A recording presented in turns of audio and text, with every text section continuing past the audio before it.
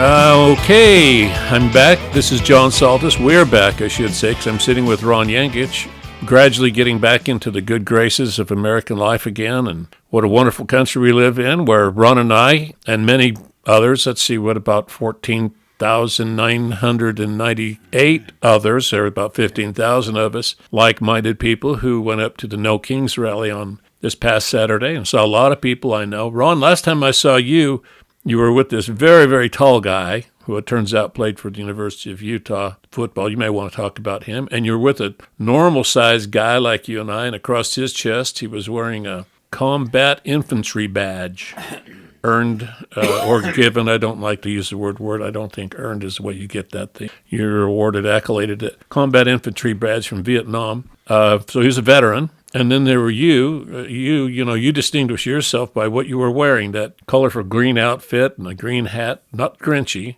at all. Your shirt said, had an American flag on it. Did?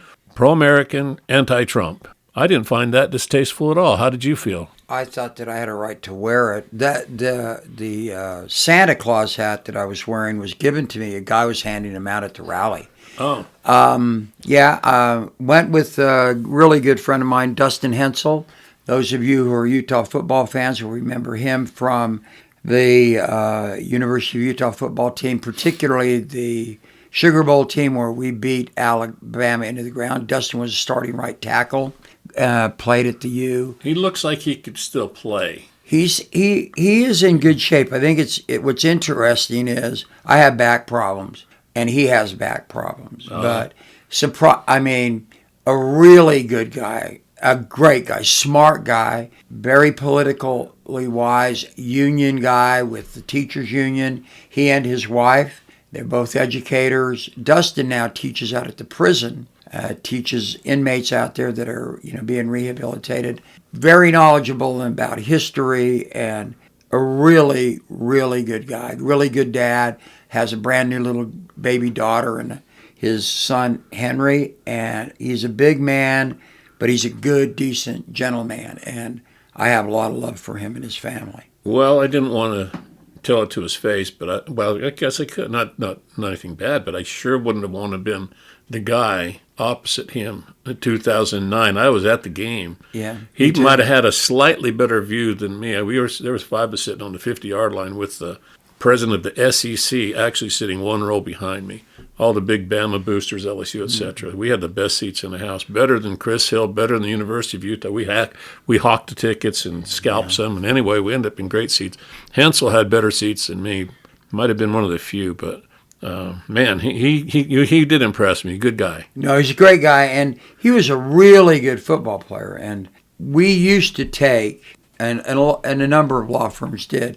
Gil Athey and Lonnie Deland, their firm did, and we would take a football player, Jugie Hogue. I don't know if you know Jugie. Jugie is the one that started this program under Ronnie McBride. They would work for a law firm to make money in the summer because it was before NIL and all of that. And Dustin worked for us for 3 years, and then after he graduated, while he was working on his master's degree, and before he got married, he worked for us. The position was runner, just all around stuff, and we became very good friends. And good guy, really good guy. So you were standing with him. I found myself mingling with Bingham people. I saw Louise Gaithwaite was there, one of our good friends and followers on this podcast. It was nice to see her. Yeah, Clyde Gonzalez, my good buddy. Another great friend, Gerald Cole. I know from looking at Facebook there are many other Bingham folk and in the crowd and taking pictures and so on. And I was with one or two veterans. You were with a veteran I didn't meet before, but sure, another impressive fellow. Yeah, a guy named Marv Hamilton. I met Marv. Marv was a Vietnam veteran, an infantryman, or as he says, and they all do, grunt over there. And he said he was in the Central Highlands in 1968. Yeah. If anybody was there, on K was the village, was one of the main primary battle sites, and Pleiku, I think, was in that area. Yeah, he was without question in a hot zone. Yeah, I mean, I met Marv, and talk a little bit about Marv. Marv is a social worker, psychologist, and has worked a lot with people that have issues. I met him. I represented as lead counsel. I think it was 3 or 4 people who protested out at Hercules against the missiles that were being built out there, and they were charged with trespassing. And I'll just take a little bit to tell the story. So a lady by the name, it will come to me. I mean, she's a good friend, great lady. They were all involved in the anti-war movement, and the peace movement, the anti-nuclear movement. Diana Hershey, and Diana's still around, and Diana still works hard in the peace movement in the world and in America. Just great people. So they were charged with trespassing, and we ran. They asked me to represent them, and I got Bruce Plank and a really young lawyer, just snot-nosed, dirty out of law school, a kid named Russell Manass, who's still practicing, a wonderful kid, but he was just right out of it. We each had a client, and I was kind of lead counsel, and we represented them, and we ran what was called the choice of evils defense, which is that they had protested, they had written their congressman, they had talked to everybody, which we were able to prove, and no one would listen to them about the problems with these, what Hercules was doing, and that they were fostering war. And so we ran this defense. It had been run a lot, and I'd actually run it in some other protest cases and lost. But this time we drew a judge, Judge Thorne, out in West Valley, and the case was to be tried out in West Valley. And I don't know if you remember that time. It was in the late 90s or whatever.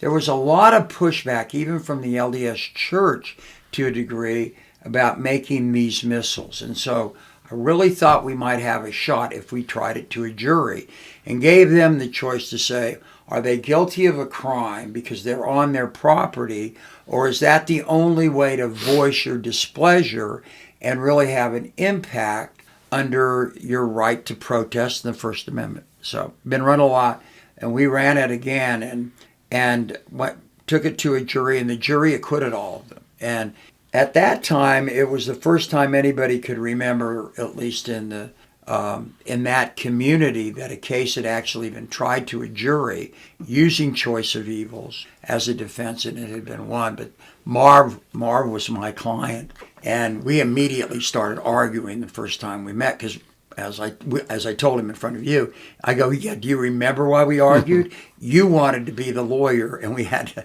decide. He was the client? Yeah, that you're the client. And anyway, but just a terrific guy. And Marv has remained, as has Diana, and I'm sorry I can't remember the third defendant. I apologize. They remained in this movement, peaceful movement, to change government and to avoid war. And Marv has done that forever. And when I hear J.D. Vance and pick any of them. I mean, really, you can't. I mean, I'm Lindsey Graham and Trump and the rest of them saying these are people that hate America. Mike Johnson, Speaker of the House. These are people that hate America.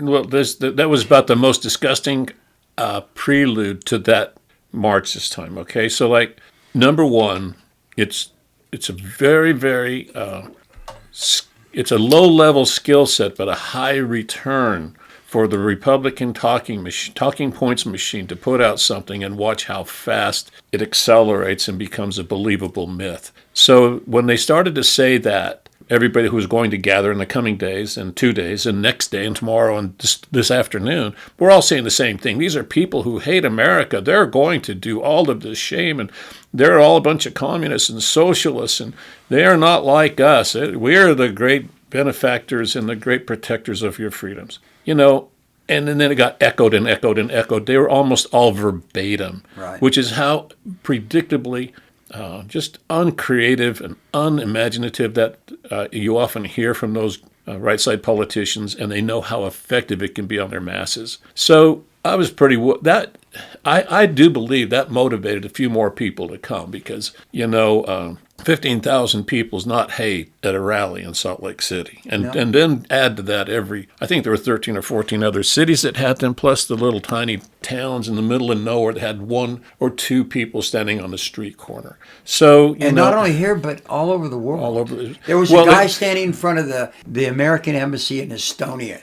Yes, and then before it became a thing here that Saturday, 9 hours ahead in England. So I get up in the morning, 6 a.m. or 7 a.m., whatever it was, and I start to see reports from Greece, from London, from France, from Norway, people who are doing No Kings marches there. Now, you got to understand, and I do understand very well, that much of MAGA has no concept of what really a king is. So when they say no kings, they just figure it's a bunch of radical people doing shit. But it's also what they called it over there, no tyrants.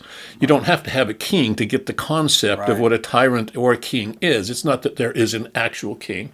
Borne out by what happened right after, the Johnsons and the Trumps and the Vances all said, well, if we had a king, you couldn't have protested. Therefore, that was just a bunch of bullshit, and you guys should have just stayed home like the rest of us on a Saturday and just mowed your lawn. You're just wasting your time. Like they give a shit what I do with my time? They don't give me the time of day 7 days a week. All of a sudden, they cared what I did for 2 hours on a Saturday afternoon, on a beautiful Saturday afternoon, and the first things I saw were, I would guess, somewhere in the neighborhood of 50, 60, or 100 American flags flying at the state capitol. And these are not people who hate America. No, and that was the point I was making with Marv and Diane. I mean, they don't hate America. They love America. They live here. They made their life here.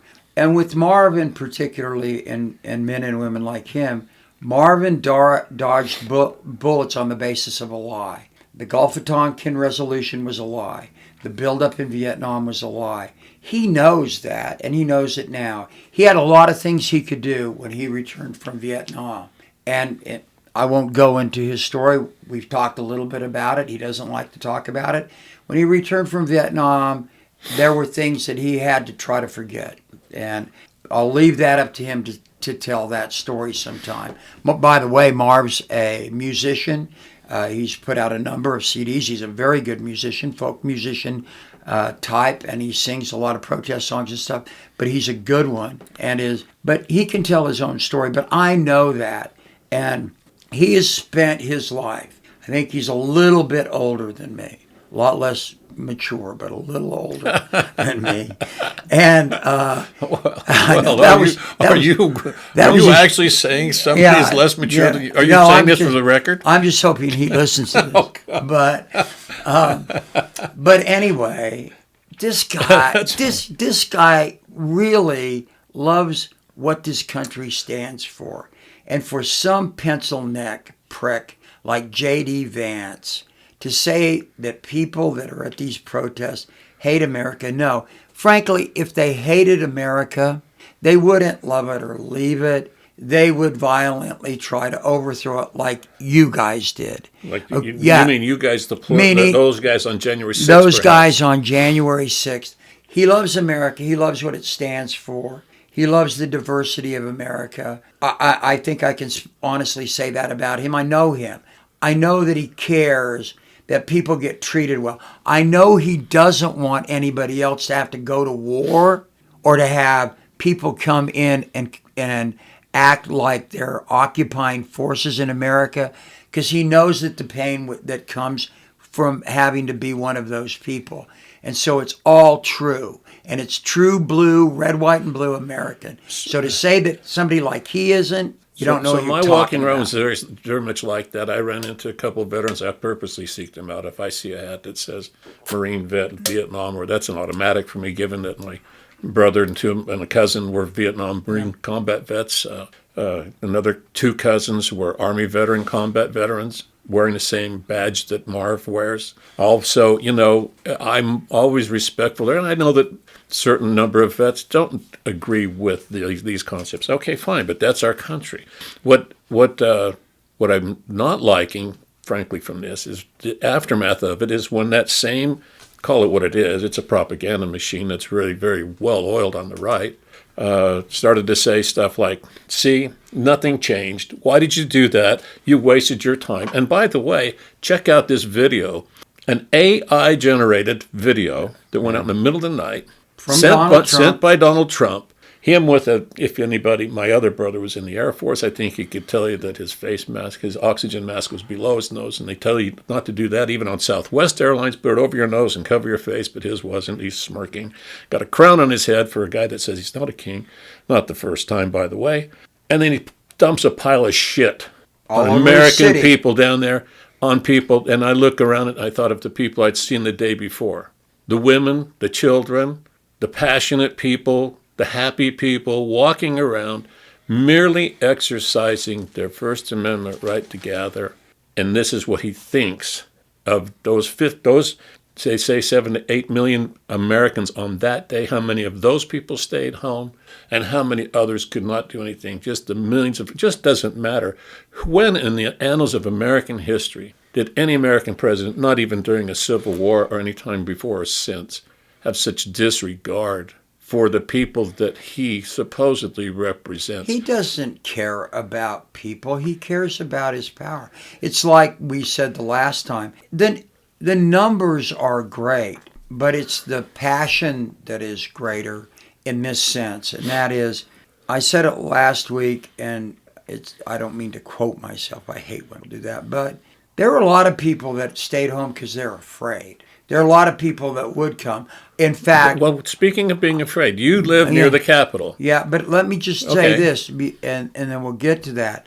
I got on my granddaughter, who I love very much, that lives with me, that's going to grad school, because I've told her at so many of these rallies, I don't see any young people. This is going to impact you guys. I did. I saw lots of young. Let me finish. And I said, we need more young people out there because I haven't in the past seen a lot of young people. And then I finally told her on Friday, I don't want you and your friends to come. I'm afraid. I'm a little bit afraid. I don't want you to be up there. And so I know that you've got to study. You got stuff to do. So I'm giving you the walk after the lecture. Well, there were a lot of young people up there.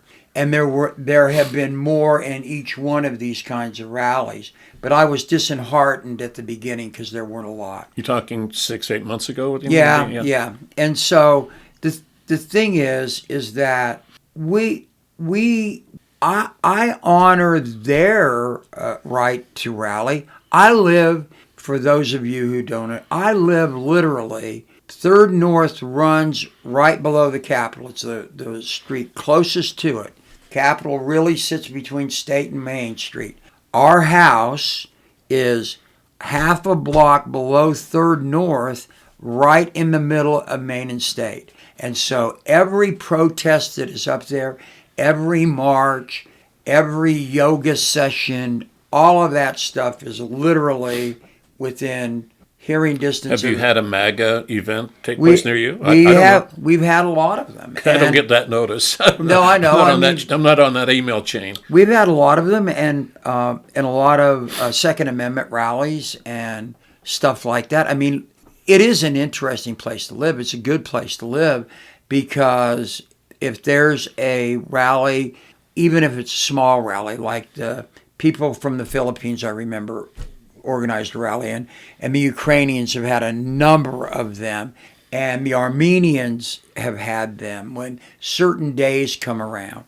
And I think that's great. I'm all for it. And we've had Second Amendment. I'm happy you have a right to exercise your desire to support the Second Amendment. And so, yeah, one of the things that friends of ours have mentioned is kind of some of the off-color nature of some of the signs. I've heard that from people on the right. All you do is say bad things about it. You make fun of Trump on your signs and that. Well, believe me, okay? Wait a minute. These are the same signs that Johnson and the group were saying and Kirsten Levitt were manufactured and bought and paid for by George Soros, and we all went down and picked up the same exact sign, and they were that sign? Or are you talking about the one that was on a cardboard box from an Amazon box, and somebody wrote in crayon? Which one was that? Well, it's like my T-shirt. I bought it on Amazon.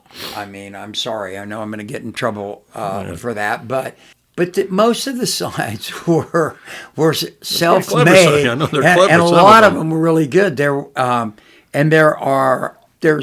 a number of them that are shown from all over the world on YouTube and some of the other sites that are extremely clever. And yeah, they're pretty cold and in some ways using bad words. But I've seen the signs at the Trump rallies too. And it's the same thing, except the subject of the sign is a different person. It's Biden, or it's Kamala Harris, or it's somebody else. I don't live in your neighborhood. In my neighborhood, prior to the 2020 election, was the sign hanging from the grass to the ceiling. Fuck Biden. Yep. My neighborhood. Yeah. Well, and everybody had to look at that sumbitch in purple banner for 6 months. And then when he won, it became, don't blame me, I voted for Trump. And then the 2024 election, he didn't put up any signs. Right. So things transition as you start to go, wait a minute, maybe I was pointing at the wrong guy this whole time. Yeah, but that's my neighborhood. And it said that. And all of a sudden it becomes a talking point that all these people with signs who are, saying that God, that I hate don't like America. I don't like everything. But you know what? I'll take that sign all day long over the president of the United States taking a shit on my citizens, my fellow citizens. Compare the two. That's not even close. No, I mean It only becomes close when those people among his supporters always say, "Oh, you just do the meanest things to him." Well, oh my God! Everybody prosecutes that poor man. My belief on that goes this way. I mean, you will show who you are by the signs you have. I have a flag at my house that I flew. I've left it up. I've got a Ukrainian flag and an American flag. I always fly the American flag on holidays. Always have since we've lived there. And I added a No Kings American flag to that group because I believe that's my right. It's my property. I'm not attempting to offend anybody. I wouldn't put up a fuck Trump sign. I wouldn't. It is my neighborhood, and I wouldn't do that. But people can do that, and they have a right to do it. And I accept that. The response I have to those who say, you guys pick on Trump and you say all these mean things, are I've walked my dog through the Trump rallies. They have the same kind of things said about Biden or Harris or whomever else. Some of them even much more degrading of women, degrading of perhaps ethnicities, perhaps gay but people. Also, and I've seen plenty of say faggots go home too. No, there's been some of those, and they're also about we like ICE, run them out and stuff like that. But so you accept that as part of the interplay in America. But here's the thing about Trump. Just Trump, nobody else.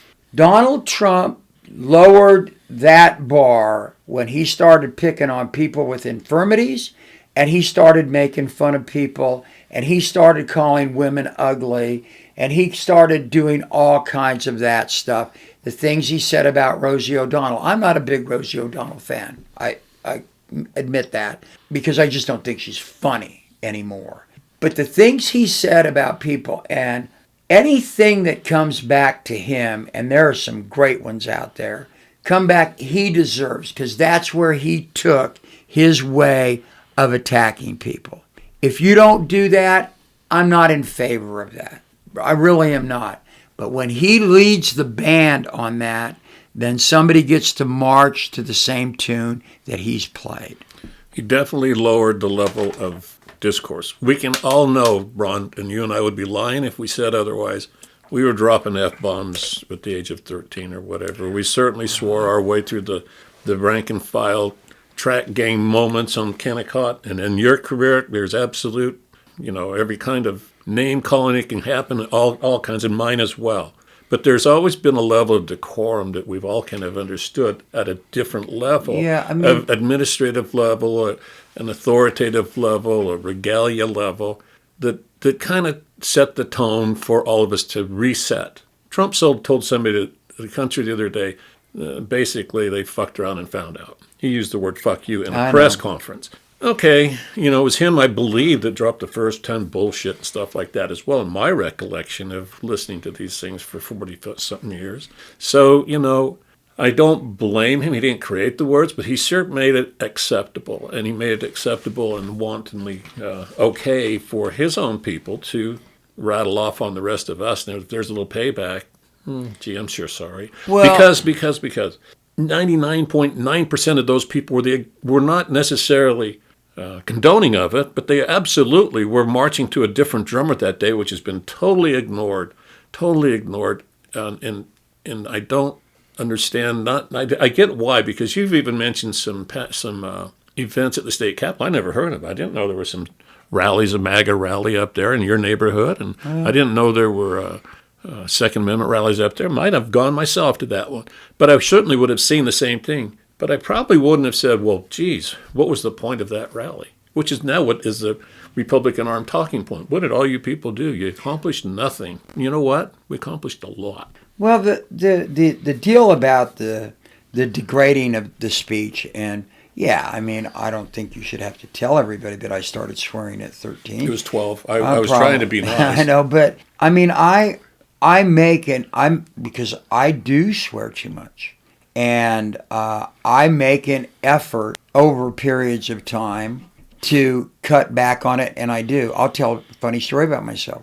My secretary, Malene, would be the one to tell it. I give up swearing totally during Lent, every Lent. That's one of the things I give up. You're not only supposed to give up something good, you're supposed to be better. So I've done it for a number of years. And I charge myself a sliding scale. I keep track. So when at the office I go, Marlene, put 2 more marks down. So like the first 10, it's $1 a swear word. And then if things aren't going bad, the next 10 maybe 50 cents, but whatever. But at the end of Lent, then I donate that money to the homeless or the poor or whatever. So yeah, I mean, I admit I do that. I got into an argument at the Capitol where I dropped a few myself because of what was said to me. Not proud of it. I'm really not. Mom, I'm not proud of it. But Donald Trump brought that to the fore as it's something not at a Capitol rally that you can do in the White House. He and J.D. Vance treated Zelensky like a school child and that they were the school marm and treated them like garbage. Donald Trump is the one that is taken that type of discourse in places that it's never been before. And when it has happened, the people have been excoriated. He's the one that did it, and so I never did it in court. I got angry in court at times. I never dropped any swear words. I knew where I was. And I try to be good about that. I got kicked out of a ball game in college for a couple of things I said to an umpire. It happens. I'm not proud of that either. But you know what? I wouldn't, even if I thought the idea was funny, put out a AI-generated thing that showed me flying a plane, crapping all over Governor Cox. I don't know how that's considered camp. Mike Johnson says, well, he's maybe the best in using social media, and this is another example that's like of his sarcasm. That's like saying that he was the best at putting horseshoes in his glove in a boxing match. Right. So, he uses that for the wrong reason. I've said it here. You've said it here as well. Gee, wouldn't it have been great if Donald Trump would have used his masterful skills at communication or dominating a room for good things for everybody, but he can't. And he still could if he wanted to. He won't. It just gets worse. So it's like we discussed this last time. Like, a whole bunch of people are ragging on Trump, right?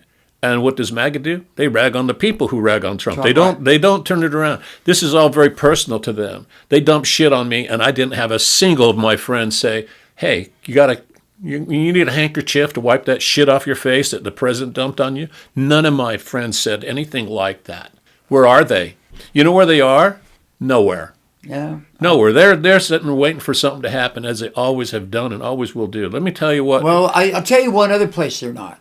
They're not with farmers who are getting killed in rural areas of this country because his tariffs have killed the soybean industry, some of the wheat industry, and other industries in this country where China and other countries have just gone somewhere else to get everything. It's like nowhere else has dirt and water. Or cows. And so that's the problem. And those people who are so American and they're concerned about real Americans, wink, wink, nod, nod, and they're concerned about them. I don't hear them out going, but this isn't working, try something else. And they won't, and they should, because that's their policies. So who's defending the American farmer?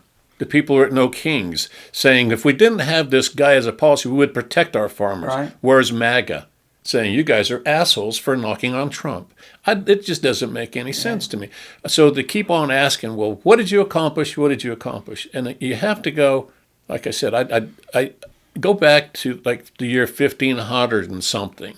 Earlier, not even colonial America at that point. That's when you first had your very first race uprising, black slaves, black people uprising and saying, we had enough. We are not going to be slaves in this land. 300 years later, we fight the Civil War, and 100 years after that, we get the Civil Rights Act. It's not something that happens like you turn on a light switch. The power of people is a movement like a giant, slow lava flow, and it builds as it goes, and it grows, and it gets stronger and gets stronger. In the 1960s, the first protests against the Vietnam War were not the ones that ended the war.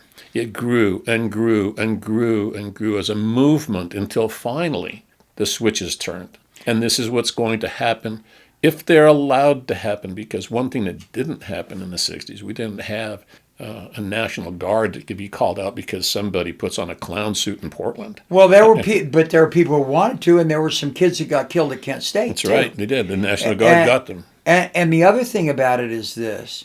It is one of the things, you just sit back and look at it and you go, why are you wasting your time?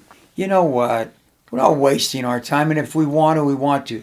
You're afraid that we're not wasting our time, that people are beginning to think about where we are. And I'm going to take this again against my side, the Democrats. So when I see people in the central part of this country that are farmers, and the rural South and the Corn Belt that are actually up in arms about Trump and saying, you know what, we believed you. You sold us this thing about tariffs. We're getting killed.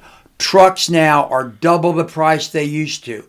The stuff that we need to run our combines and all of that stuff, we can't get parts. You promised us this wasn't going to happen. And this is what I have to say to the Democrats. You know what? You gave up that entire swath of the country. It was a flyover zone to you all. You thought we don't need to win these people. We'll win on the edges. So the coastal elites is what you're describing. And then in the mid, coastal elites and the big city elites. Yeah, that's what they did. That's what they did. So, but they called it a flyover zone. Yeah. So here's your opportunity to get off your asses, put your lemon tea away or whatever you're drinking, put the teacups down, get up, find that money that everybody gave you, that $1.5 billion, and go start talking to some of these people. All right? Take off your fancy clothes and your high heels and your suede shoes or whatever you're doing, and put on some boots and go out and talk to these people, and you might be able to convince them now that what he's been selling is nothing but a bill of goods, as is Mike Johnson, as is everybody else, as is the newly commuted George Soros. They were selling you shit and telling you it was sugar. So go out and get them to understand who we are. And if you can't do that, then get out of the business and we're done. Well, the Democratic Party is full of people like you and I that can bitch all day long about Donald Trump and not do a hell of a lot to move that needle. But what the Democratic Party doesn't have is a party statement, a party leader, somebody showing new vision, somebody showing here's another path that we could even rally behind. They got one guy, though. Who's that? I like him more and more. Tallarico? Tallarico. Oh, and he's something. He is something. And to what I was just saying, he just had a thing where he was at the Texas Fair, where he went around showing the stuff that people love at the Texas State Fair that has doubled in prices. The food. The food. Oh, my God. Talking about hitting up the heartland. Yeah, I mean, he's talking. You're paid how much for that corn dog on a sugar stick with watermelon in it? Well, but he actually doesn't, and it isn't corny. He's a born and bred Texan, and he says just that. I mean, this is a big piece of chicken, and this is what it did cost. This is what it costs now under Trump, and he runs around there. But it isn't corny because he's saying, "Here's the deal, folks. People love the Texas State Fair. Hardworking people that work for a living, they love it because it's who we are. We rally around this. All of us do. And to come here with your kids might be impossible this year because of the cost." I mean, it's such a simple statement and idea. It doesn't take a room full of so-called brilliant political strategists to come up with it. It's what life is really about. And our party's worthless at that at this point. Worse than worthless. Yeah. Because, again, they can have you and I all day long and any angry person. That's easy. Get us the leadership. Schumer isn't it. Jeffries isn't it. Tallarico and the young people that are coming up, he's not alone. There's a few other ones that have some seriously good voice going. And, who they're afraid of is AOC. They think she's, she may be far to the left than maybe you and I. I don't even know. But you know what she's not? She's not stupid. And she's not afraid. No. I've had my affair with her has been off and on. I think her becoming good friends with Bernie Sanders has been good for her because she's learned to take a little bit of the edge off. And you know what? If you're going to, and she hasn't changed who she is, and she hasn't changed her beliefs or any of that. He's taken a little bit of the edge off of her. He's shown that she can laugh too, and she can be that. And that's not giving him all the credit. I think it maybe gave her an opportunity. I like her more than I ever have because I look at her as a vibrant person who understands her roots, who understands that there are other people that have roots like her, maybe from different perspectives or different angles, and that there are a lot of people out there that bought into Trump who she can get to. So I think she's great too. Well, how about here? We got anything going on in Utah? Do we? Well, the only thing we've got going on in Utah is I wore a black suit and a black shirt, black socks and black shoes, and a black Utah tie to Mass on Sunday. Okay. And I had some people ask me whether or not there was a funeral after Mass. And I go, no, the funeral occurred. The third quarter last night when we didn't, on 4th and 3, kick for 3 points. Yeah, maybe that's the end of the Whittingham era. I hate to hear it and say it that way, but my goodness, I mean, this is not the first game that we've played similarly, had the same outcome with. I have 2 brothers-in-law on my wife's side of the family. And my brother-in-law, Bill, great guy, just passed away this year. Just a great guy. They were Utah men through and through. Both of them very devout Mormons, and both of them great guys, Larry and Bill. You think that you and I are Utah fans when it comes to Utah versus BYU. We're not even in the same building as they are. Yeah, I mean, they hate, when it comes to sports, they hate BYU. Both of them did. And unfortunately, Larry's also a Dodger fan, which I once was. But it is different, and you got to grow up here to get it. You really do. Almost have to grow up and get it. And it has something to do about religion, but it's just in our what the superciliousness of BYU football fans. I always thought it was the smarminess. Yeah, well, it's the same word, kind of. Yeah. Speaking of words, we got a Greek word, Basileus, which means king, king. Yeah, okay. and kanenas, or ohi, but I don't know how it would be used in the vernacular and if you're making a sign in Greece, but kanenas, Basileus, or ohi Basileus, no kings. No kings. In Latin, king is rex regis. So no kings would be nullus regis, I Nullus. guess. Yeah, and you had one other one. What was the other one you had? Probably trela or trelos, crazy. Crazy. Yeah. I don't know what crazy would be I'm probably in Sanus. In Latin, in Italian, it's great. Pazzo. Pazzo. Yeah. Tell them again. This is for Hillary. This is for you. No kings in Greek. Again, not knowing exactly how you'd phrase it in a sentence, the two words that would be used, kanenas, Basileus. Basileus. Like Vasily, Yeah. Vasily, the word Vasily, basil, or basilica, Yeah. Basileus. So like King. Vasilios Priskos. Yeah, my buddy.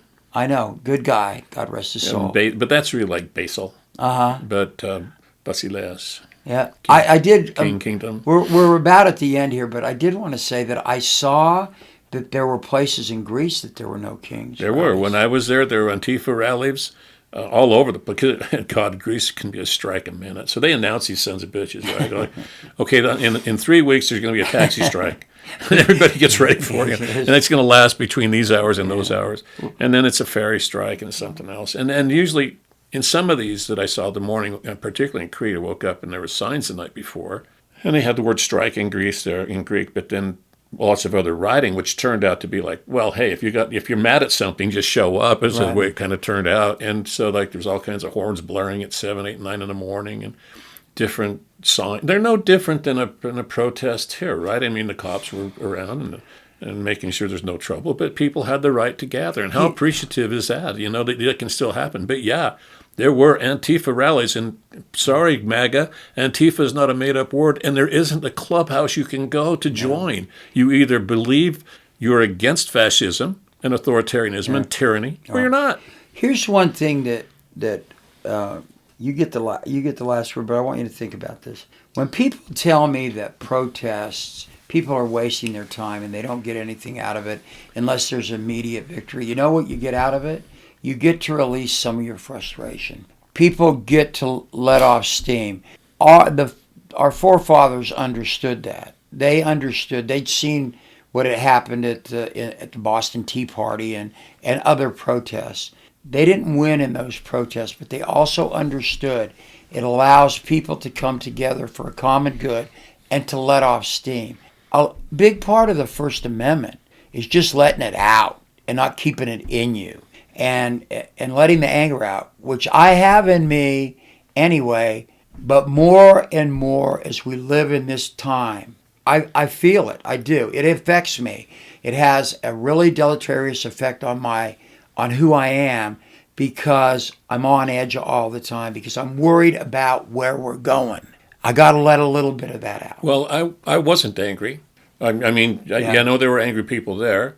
I didn't speak. I've never spoken at one of these. I don't really care. And I find myself wandering the edges and doing this instead of being anger, finding commonality. Yeah. And I found many, many people who are just like me, and I'd laugh at their sign and they'd laugh at my chubbiness or something, or you're just being polite. I mean, my goodness, this wasn't the off the corners and into the streets kind of protests that it was a gathering.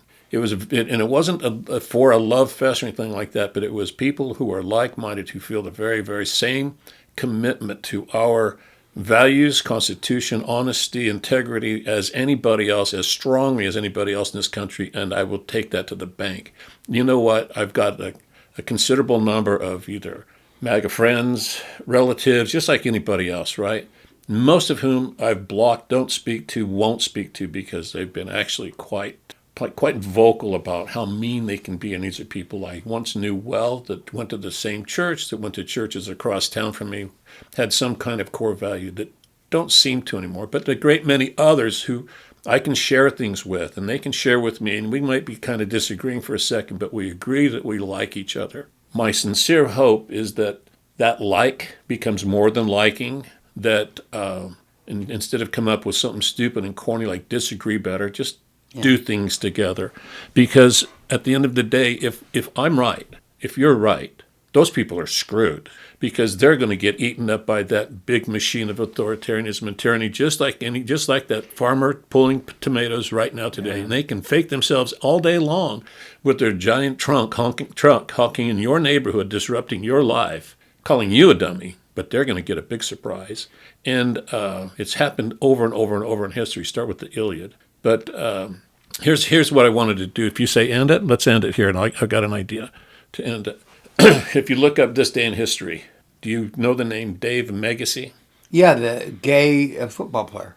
I didn't know he was gay until just now, to be honest with you. But if he is, I don't know. Yeah. But in 1968, I believe, he did not stand for the Pledge of Allegiance or the Star-Spangled Banner, I don't know which, to protest the war in Vietnam, to protest whatever was against Himmler's lifestyle. I didn't know that part. To stand up for what he believed in, to not stand up and be able to do that.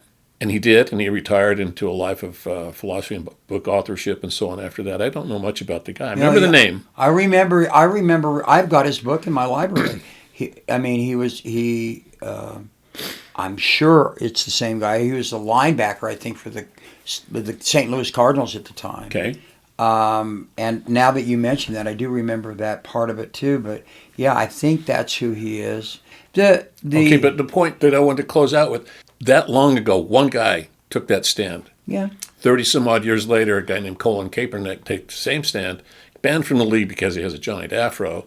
And, you can't have that going on, politics and football. But it's moved the needle. And it takes that long. It's not something that happens overnight.